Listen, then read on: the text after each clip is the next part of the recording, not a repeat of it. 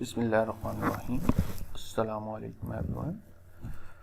सो आज की स्लैब में हम देखेंगे डिफरेंट एप्लीकेशन लेयर्स की सर्विसेज कैसे वर्क करती हैं। उनको हम एक प्रैक्टिकल लैब के थ्रू इम्प्लीमेंट करने की कोशिश करेंगे कि किस तरह DHCP, HTTP, DNS, email, FTP ये तमाम सर्विसेज किस तरह एक नेटवर्क के अंदर एग्जीक्यूट हो रही होती हैं, और इसको हम आज प्रैक्टिकली सिस्को पैकेट ट्रेसर के ऊपर इम्प्लीमेंट करके देखेंगे। अगर हम पिछली लैब की बात करें तो लास्ट लैब में हमने DNS और HTTP सर्वर की इम्प्लीमेंटेशन देखी थी सिस्को पैकेट ट्रेसर में, जिसमें हमने ये चीज़ देखी थी कि DNS किस तरह वेब सर्वर जितने भी वेब सर्वर्स होते हैं उनकी डोमेन नेम और उनका पब्लिक IP दोनों को DNS अपने पास सेव रखता है, लाइक उसके पास रिकॉर्ड सेव होता है। आज की इन दिस लैब हम ने डिफरेंट एप्लीकेशन लेयर के प्रोटोकॉल्स या सर्विसेज को इम्प्लीमेंट करके देखना है। Let's move on. In today's lab activity design, this is a complete design which we will implement. अगर इस डिज़ाइन की बात की जाए तो इसके अंदर हमारे पास FTP, web, DHCP, email server और DNS ये हमारे पास 5 डिफरेंट टाइप के सर्वर्स यूज़ हो रहे हैं। उसके बाद अगर देखें हम तो हमारे पास दो ईमेल सर्वर के दो यूज़र्स हैं, लेट्स से user1@gmail.com, user2@gmail.com, और इसी तरह आपके पास दो FTP के यूज़र्स हैं, FTP user1 और FTP user2 इस नाम से। और अगर हम राउटर को देखें तो राउटर के साथ दो डिफरेंट टाइप के नेटवर्क कनेक्टेड हैं। एक क्लास A का IP है 10.0.0.1 क्लास A की सीरीज़ है, और एक साइड पे क्लास C की सीरीज़ है 192.168.10.0। इधर हम जो DHCP सर्वर किस तरह एक्ट करेगा कि DHCP server in different pieces जो कि राउटर की FA0/0 इंटरफेस के साथ जो नेटवर्क कनेक्टेड है, उधर जितने भी पीसेस कनेक्टेड हैं इन सारे पीसेस को DHCP के थ्रू IP असाइन होगा, ठीक है। और दूसरी साइड पे क्लास A के नेटवर्क है, इस साइड पे हमने एक गेटवे का IP लगाना है, एक हमने PC के ऊपर IP सेट करना है, और तीसरा DNS सर्वर पे। इस साइड पे हमने स्टैटिकली तीनों IP असाइन करने हैं। और आपको पता होना चाहिए कि सर्वर के ऊपर हमेशा स्टैटिक IP कन्फिगर होता है, सर्वर के ऊपर डायनामिक IP कभी नहीं लगाया जाता। इसीलिए सिर्फ PCs जितने हैं हम इनके ऊपर डायनामिक IP असाइन करवाएंगे DHCP सर्वर के थ्रू, और बाकी हर सर्वर के ऊपर हम स्टैटिक IP इसी क्लास C के नेटवर्क में से कोई एक यूजेबल IP असाइन करेंगे। लेट्स से हमने 192.168.10.1 ये एक फर्स्ट यूजेबल IP जो है इस नेटवर्क का, उसको हमने एज ए गेटवे के तौर पे यूज़ किया राउटर की FA0/0 इंटरफेस पे। उसके बाद हमने 192.168.10.2 एक IP हम DHCP सर्वर पे भी लगाएंगे जो जिससे वो DHCP मैनेज होगा। तो ये 10.2 IP हमने DHCP सर्वर पे लगा दिया। उसके बाद हमने 192.168.10.40 का IP जो है वो हमने FTP सर्वर को असाइन किया, और 192.168.10.50 ये वाला IP आपका वेब सर्वर पे है, और वेब सर्वर का नाम क्या है www.yahoo.com। फिर उसके बाद आपका ईमेल सर्वर है जिसका नाम है gmail.com। इधर हमने एक IP साइन किया 192.168.10.30 का। आपके पास 1 2 3 4 यूजेबल IP आपने इधर यूज़ किए, और एक यूजेबल IP आपने गेटवे में। 5 IP आपके यूज़ हो चुके हैं। अब आपने क्या किया है कि अब आपने DHCP में जो नेटवर्क असाइन करना है, जिसके थ्रू इधर आईपीस असाइन होंगे, वो होगा 192.168.10.0 का नेटवर्क है। अब उसके अंदर से हमने स्टार्टिंग 10 आईपीस रिजर्व कर लिए हैं, वो हम डीएचसीपी से असाइन नहीं करना चाहते। सो हमने जो आईपी की रेंज स्टार्ट की है, वो स्टार्ट की है 192.168.10.10 से। सो 10.10 के बाद 10 से हमने स्टार्ट किया, तो स्टार्टिंग आईपी अगर मैं इस पीसी को डीएचसीपी से आईपी असाइन करूंगा तो वो 10.10 आएगा, 192.168.10.10। इसी तरह 10.11, 10.12, 10.13, इसी तरह 192.168.10.14। सो ये इतने आईपी इधर असाइन हो जाएंगे। उसके बाद राइट साइड पे आपने एक गेटवे पे आईपी सेट करना है, उसके बाद डीएनएस पे आईपी सेट करना है और पीसी पे सेट करना है। तो इस तरह आपका ये अभी नेटवर्क, ये जो डिज़ाइन बना हुआ है, ये आपका कॉन्फ़िगर हो जाएगा। आफ्टर कॉन्फ़िगरेशन आपके पास आपने इस नेटवर्क को नेटवर्क की टेस्टिंग करनी है। तो टेस्टिंग कैसे होगी, जब आप एफटीपी सर्वर कॉन्फ़िगर कर लेंगे तो आपने इधर दो यूज़र्स बनाने हैं, यूज़र 1, यूज़र 2, और वो यूज़र्स फिर आपने इन दो पीसीज पे सेटअप कर लेने। फिर इसी तरह आपने जीमेल सर्वर पे दो यूज़र्स बनाने हैं और उनको आपने इन दो पीसीज पे सेट कर देना। तो इस तरह टोटल आपके पास दो एफटीपी के यूज़र, दो जीमेल के यूज़र कॉन्फ़िगर हो जाएंगे। फिर आपने क्या करना है कि पीसी 1 से फिर आपके पास ये वेब सर्वर था।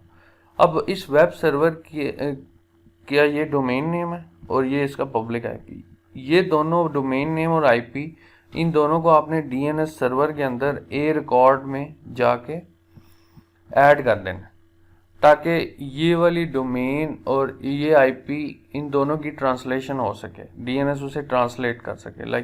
फिर हम इसकी टेस्टिंग आप कैसे करेंगे, इस पीसी पे जाएंगे, उसके ब्राउज़र में जाएंगे, तो ब्राउज़र में आपने www.yahoo.com लिखना है। अगर आपके पास ब्राउज़र में याहू का वेब पेज या जो भी इधर वेब पेज एक सेट होगा इस सर्वर के अंदर, तो वो वेब पेज अगर आपको इधर शो हो जाता है तो इसका मतलब है ट्रांसलेशन ठीक हुई है, यानी डीएनएस काम कर रहा है। फिर इसी तरह आपने डीएचसीपी को भी टेस्ट करना है। डीएचसीपी को आपने ऐसे टेस्ट करना है कि आपने पीसी पे जाना है और डीएचसीपी स्टैटिक के बजाय डीएचसीपी को क्लिक करना है, डीएचसीपी वाले ऑप्शन को। तो अगर पीसी के ऊपर डीएचसीपी से आईपी असाइन हो जाता है तो इसका मतलब क्या है कि डीएचसीपी ऑटोमेटिकली आईपी असाइन कर रहा है। और आपने रेंज का भी ख्याल रखना है कि जो रेंज आपने सेट की है, लाइक से 10.10, सो इधर आईपी जो साइन होनी चाहिए वो 10.10, 10.11, 12, 13, 14 इस तरह साइन होने चाहिए, इन सीरीज भी सेम होनी चाहिए। और बाद में हम एफटीपी से हमने फाइल, इधर हमने इन यूज़र्स को परमिशन साइन करनी है कि फ़ाइल डाउनलोड कर सकें और उसके बाद फाइल्स को देख सकें। उसके बाद फाइल की परमिशंस आपने यूज़र 1 को आप परमिशन देंगे कि वो डाउनलोड ना कर सके, यूज़र 2 को आप परमिशन देंगे वो डाउनलोड भी कर सके फाइल। तो इस तरह की हम परमिशंस देखेंगे और उसके बाद हम इस नेटवर्क को कॉन्फ़िगर करने के बाद यूज़र 1 और 2 इन दोनों के दरमियान हम ईमेल सेंड करके देखेंगे क्या कि ईमेल वर्क कर रही है या नहीं कर रही। तो उसके बाद अगर हम नेक्स्ट इस स्लाइड के अंदर आपके इस पूरे डिज़ाइन की रिक्वायरमेंट्स लिखी हुई हैं। लेट्स से आपके पास एक नेटवर्क है, उसके अंदर 6 पीसी यूज़ हो रहे हैं, 5 सर्वर्स हैं, 2 स्विचेस हैं, 1 राउटर एंड 13 केबल्स हैं जो कि आपस में कनेक्टेड है। उसके बाद आपने दो नेटवर्क आईडीज़ यूज़ किए हैं, एक क्लास ए का है, एक क्लास सी का है, और एक जो नेटवर्क है वो है क्लास ए का। तो ए और सी के आपके पास दो नेटवर्क आईडीज़ आपने यूज़ की है और इनके आगे सबनेट मास्क हैं, ये गेटवे आईडी है, उसके बाद ये डीएनएस का आईपी है। इसी तरह ये सबनेट मास्क है, इसके बाद गेटवे का आईडी और ये डीएनएस। फिर आपके पास ये डिफरेंट टाइप के सर्वर्स हैं, जिन सर्वर्स पे आपने एक एक स्टैटिक आईपी लगाया था। तो डीएनएस पे आप 10.0.0.2 लगाएंगे, इसी तरह आपने 10.2 आपने डीएचसीपी पे लगाया था। उसके बाद एफटीपी का 10.40, 30, 50 ये तीन आपके एफटीपी, ईमेल और वेब सर्वर के ऊपर आईपीज़ हैं और आगे इनकी गेटवेज हैं और सबनेट मास्क हैं और डीएचसीपी के आईपीज़ हैं। फिर आपके पास एक नोट मैंने लिखा है कि आपने होस्ट नेम जो वेब सर्वर का लिखा है वो www.yahoo.com है और ये ट्रांसलेट होगा 10.50 IP पे। इसी तरह gmail.com आपका ईमेल सर्वर का होस्ट नेम है और 192.168.10.30 के ऊपर ये रिजॉल्व होगा। फिर आपके पास आ जाता है जीमेल यूज़र अकाउंट, तो user1@gmail.com, user2@gmail.com, ये दो आपने यूज़र्स बनाने हैं और DHCP के स्टार्टिंग IP और 10 से कर देना और बस ये आपकी एक इनिशियल रिक्वायरमेंट है। तो let's start our today's lab.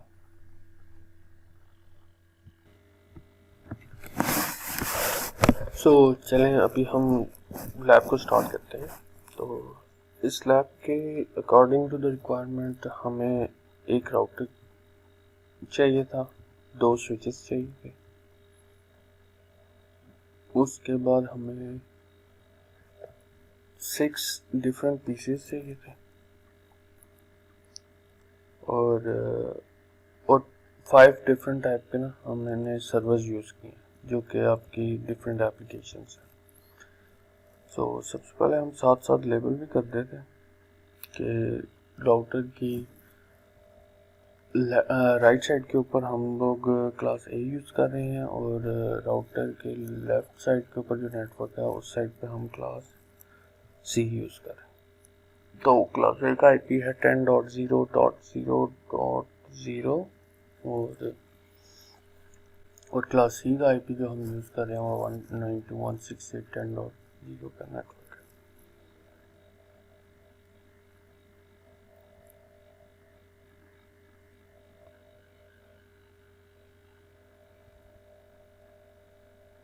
है। अब हम 5 डिफरेंट टाइप के सर्वर्स ले लेते हैं।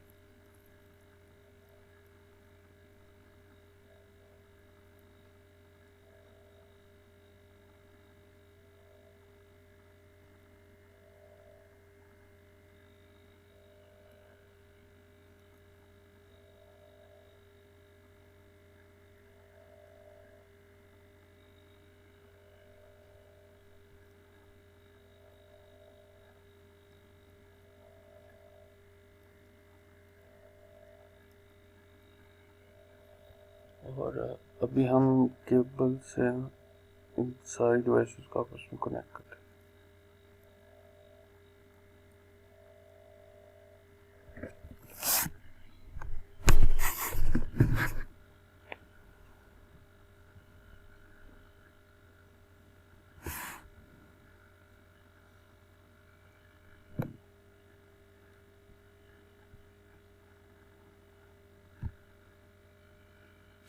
और ये हमने 5 डिफरेंट पीसेस ले लिए और एक पीसी हम दूसरे नेटवर्क में लगा के देखते हैं। इन सबको भी अभी हम कनेक्ट करते हैं।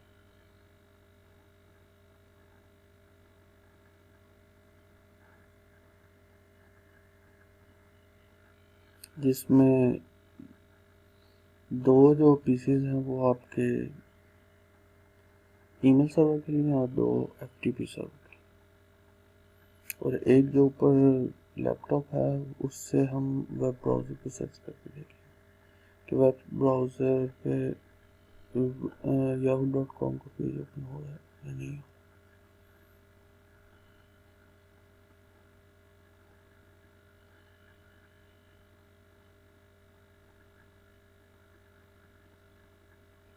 इसके बाद अभी हम लेबल भी कर देते हैं साथ साथ जितने सर्वर्स।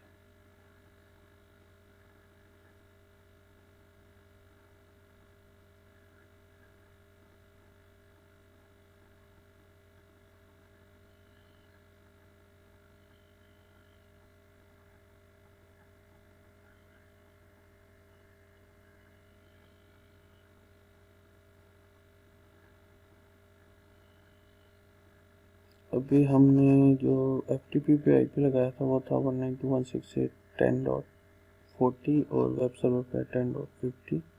इसी तरह हम ईमेल सर्वर के ऊपर भी IP एक लगाएंगे जो कि 10.50 30 के साथ होगा 192.168.10.30। ये FTP सर्वर की कॉन्फ़िगरेशन है।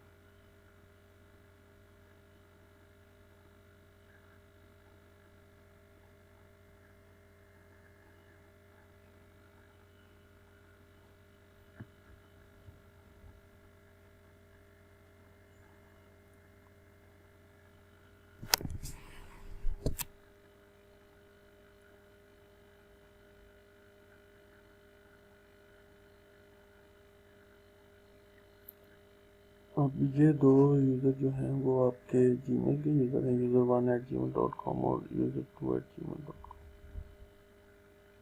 इसी तरह ये जो अगले दो यूज़र हैं ये हैं आपके FTP के यूज़र। तो हम उसका यूज़र नेम रखते हैं FTP user1 and FTP user2 और इनके पासवर्ड जो है वो है COMSES1234।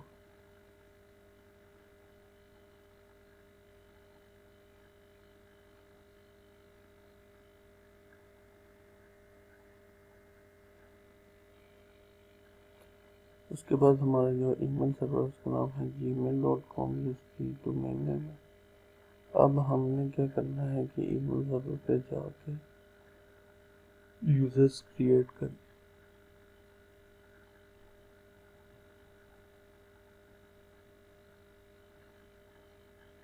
पहले तो ईमेल सर्वर पे आप एक IP लगा देंगे जो पेज का IP 192.168.10.30 है।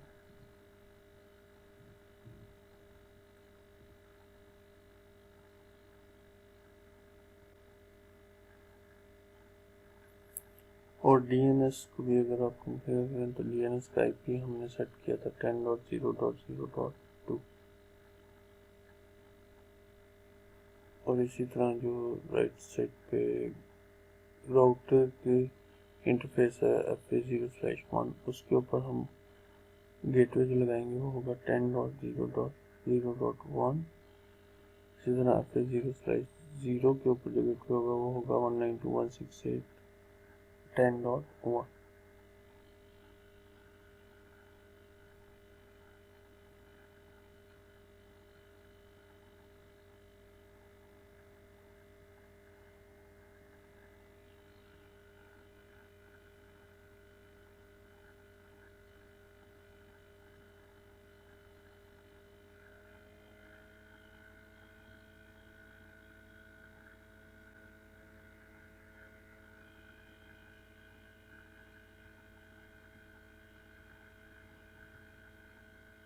अभी ये वेब सर्वर के ऊपर हम उसका IP लगा सकते हैं और IP लगाने के बाद हम इस वेब सर्वर की एंट्री DNS में करके चेक करें और फिर हम टेस्ट कर सकते हैं। यानी अभी हमने सिर्फ DNS की सेटिंग की है और अब हम वेब सर्वर के पेज को डिज़ाइन कर रहे हैं और ये वाला जो वेब सर्वर है इसकी एंट्री हमने DNS सर्वर में जाकर करनी,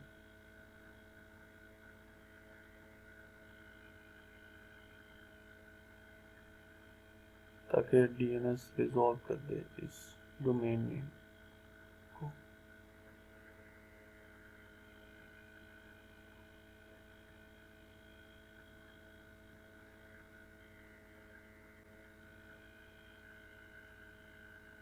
अब ये DNS में हम एंट्री करेंगे।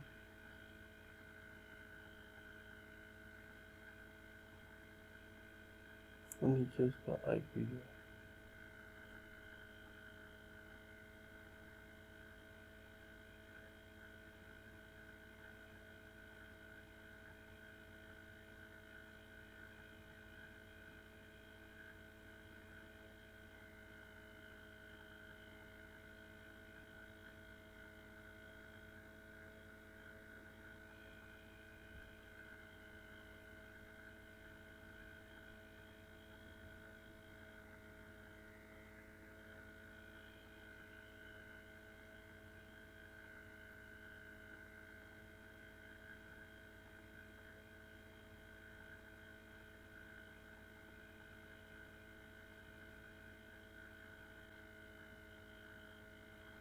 इन तीनों डिवाइसेस पे गेटवे पे, डीएनएस सर्वर पे और इस पीसी पे हमने स्टैटिक आईपी।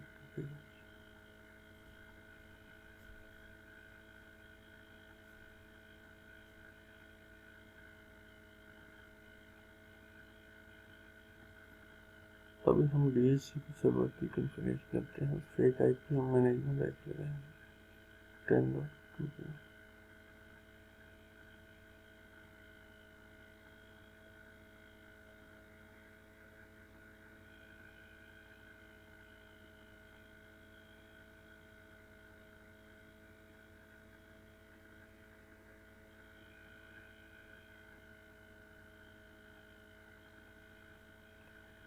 अब डीएचसीपी का अपने स्टार्टिंग उसका नेटवर्क आईडी लिखना है और स्टार्टिंग आईपी बताना है और इसी तरह गेटवे और डीएनएस की सेटिंग कर देंगे। लेट्स से हम स्टार्ट करें 10.10।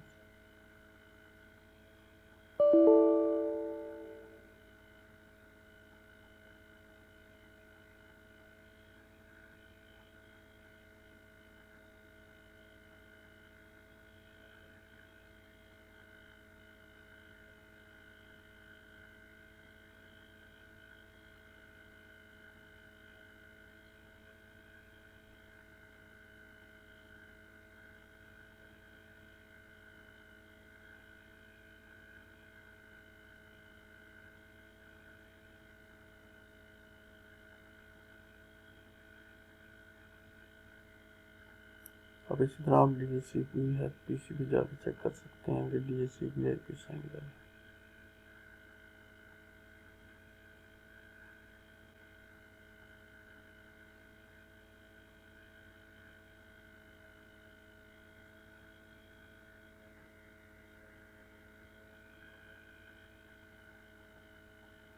तो इस तरह ये सारे पीसीस पे डीएचसीपी के आईपी साइन हो चुके हैं।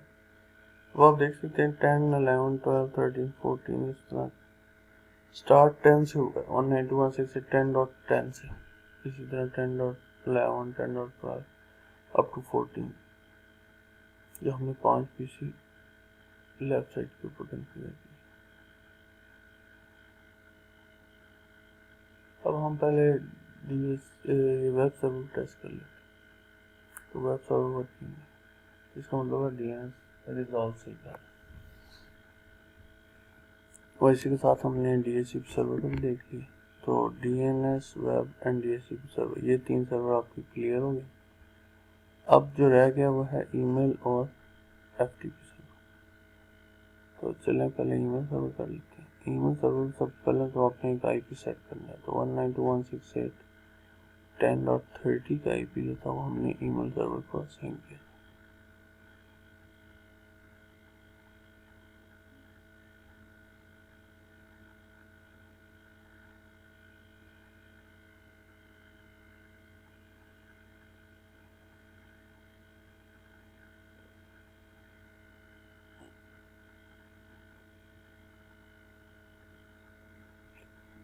अब पहले ईमेल सर्वर की हम डोमेन सेट करेंगे और उसके बाद हम 2 यूजर्स क्रिएट करेंगे जिनमें उसका यूजर नेम हम यूजर 1 एंड यूजर 2 और पासवर्ड कॉन्सेप्ट 1 2 3 4 सेट करें।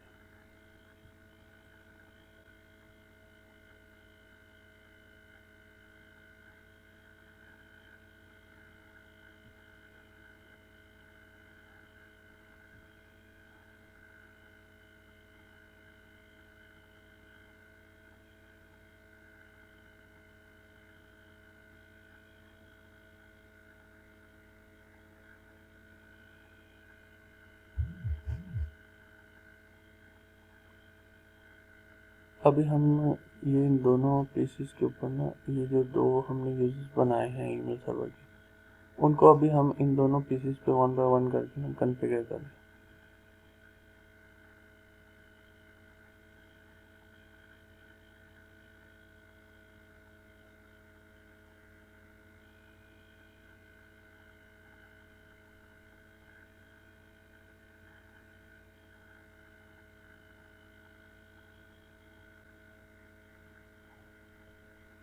ये इसका पासवर्ड था।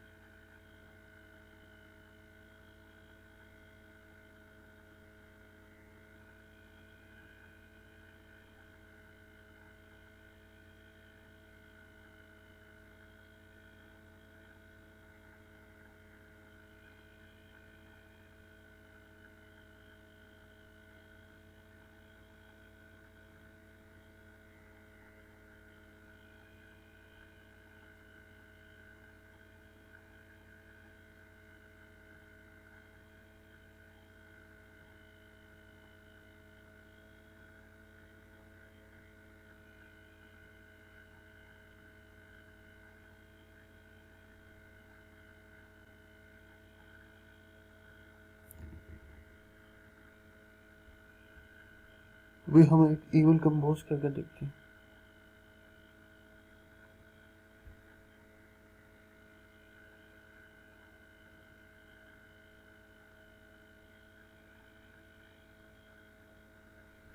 अभी हम यूज़र 2 से ईमेल यूज़र 1 को सेंड करके देखते हैं, और यहाँ देख सकते हैं आप सेंड सक्सेसफुल है, और इधर जाकर हम रिसीव में चेक करते हैं कि ईमेल रिसीव हुई है। सो ईमेल रिसीव हो गया, इसका रिप्लाई कर सकते हैं। यूज़र 2 को भी हम यूज़र 1 से रिप्लाई करके देखते हैं क्या वाकई यूज़र 2 भी ईमेल रिसीव कर सकता है या नहीं।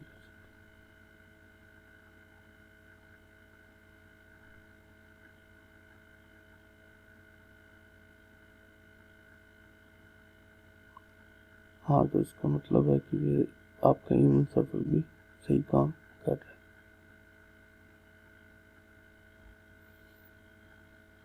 अब जो लास्ट सर्वर रह गया वो है FTP। तो अभी हम FTP को देखते हैं। FTP में बेसिकली आपने जैसे सेटअप करना है उसको IP सेट करना है, और उसके बाद अगला काम ये है कि आपने उसके जो यूज़र क्रिएट किए हैं वो यूज़र आपने कमांड प्रॉम्प्ट के थ्रू उन FTP से एक्सेस करना है और यूज़र्स से लॉग इन कर लेना। यूज़र ऑथेंटिकेशन बेसिकली FTP से।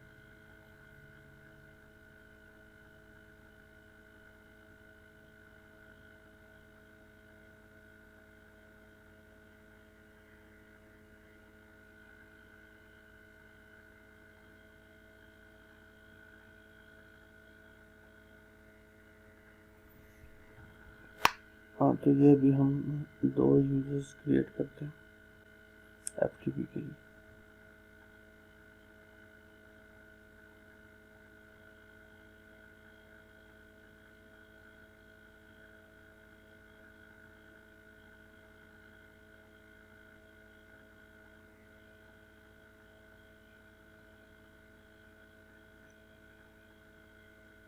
तो ये दूसरा यूज़र हम बना,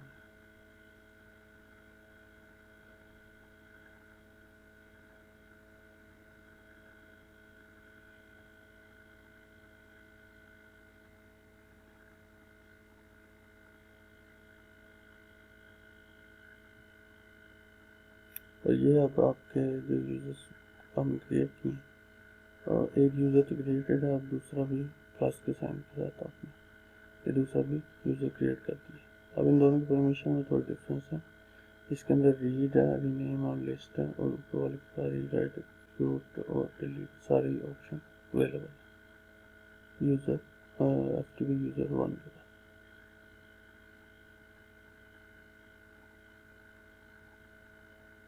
ये सारी फाइलें हैं जो कि हमें FTP डायरेक्टरी में पड़ी हुई हैं, जो कि हम उधर से एक्सेस कर सकते हैं। ये जितनी फाइल। अब हम टर्मिनल से ना PC यूज़र 1 पे जाकर टर्मिनल से चेक करते हैं। FTP सर्वर को एक्सेस करने के लिए आप FTP कमांड यूज़ करेंगे और आगे IP।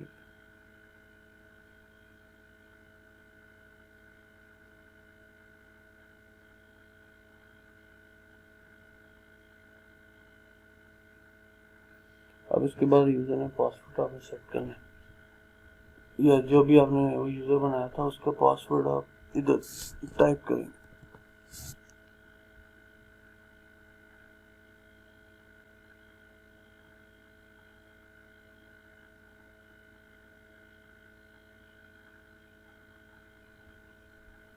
इसके बाद आपने FTP DIR से बैचलर DIR लिखने से आपको ये पता चलता है आपकी डायरेक्टरी में ये लिस्टिंग है आपकी फाइल जितनी उधर शो हो रही थी।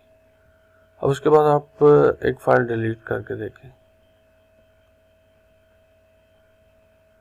और अब दूसरे यूज़र से आप लॉगिन करके फिर डिलीट करके देखें तो फिर आपको डिफरेंस पता चलेगा। उसको हमने परमिशन डिलीशन की नहीं दी हुई, तो उससे आप जब फाइल डिलीट करेंगे तो परमिशन डिनाइड का एरर आ जाए। तो इस तरह आप FTP से ना फाइल्स डिलीट कर सकते हैं, लिस्ट कर सकते हैं, अपडेट कर सकते हैं। तो ये 4 डिफरेंट टाइप की आपकी एप्लीकेशन लेयर की सर्विसेज थी। तो अभी हम चेक कर लेते हैं। लेट्स से अभी मैं कोई और फाइल डाउनलोड एक डिलीट करता हूँ।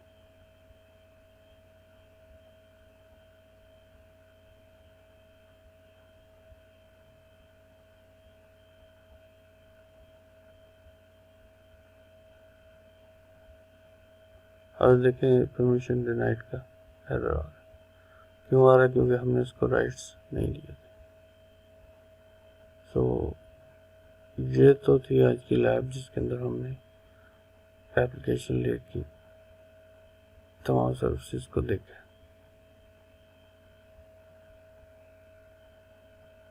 अब अगर आप कोई, ये हमने पूरे डिज़ाइन रिक्वायरमेंट्स थी और ये हमारा पूरा प्रैक्टिकल डिज़ाइन था।